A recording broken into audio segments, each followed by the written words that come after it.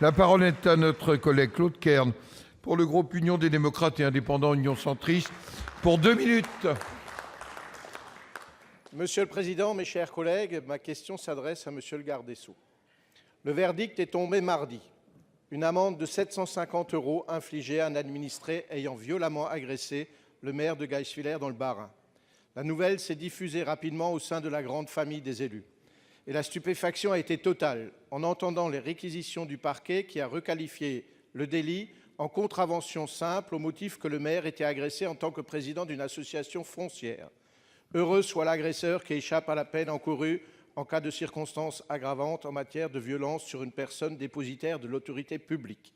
L'agression dont a été victime ce maire et le sentiment de banalisation des coups portés sont révélateurs du climat délétère dans lequel évoluent les personnes dépositaires de l'autorité publique et plus généralement de toute fonction d'autorité.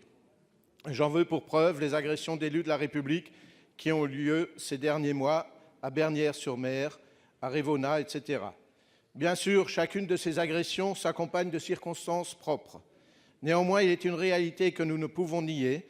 Les maires assument une fonction 24 heures sur 24 de représentation publique au service de leurs concitoyens qui ne distingue pas la personne de la fonction.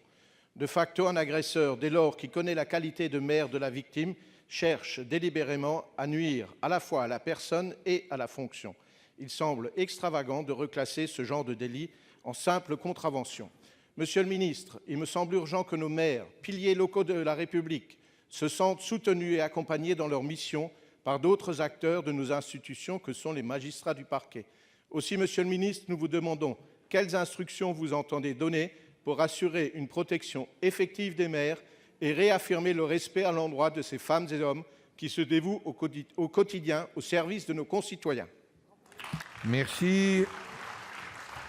La parole est à Monsieur André Vallini, ministre en charge des relations avec le Parlement. Monsieur le ministre.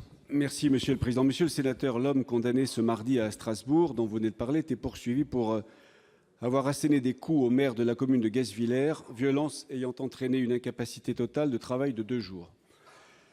Il n'appartient évidemment pas au gouvernement, vous le savez, de commenter les décisions de justice, mais voici les éléments de précision que je peux vous donner. Au regard des faits de l'espèce, les magistrats ayant eu à connaître de l'affaire à l'audience, tant le procureur que la juridiction, ont estimé que les violences avaient été commises dans le cadre d'un litige privé et que la victime n'avait donc pas été agressée en sa qualité de maire.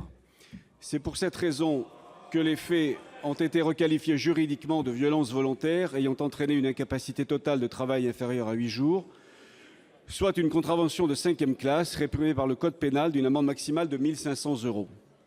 Ainsi, alors que la peine maximale encourue était de 1 500 € d'amende, le procureur a requis 1 000 € d'amende, dont 500 € avec sursis, et le tribunal a condamné l'auteur des violences à 750 € d'amende.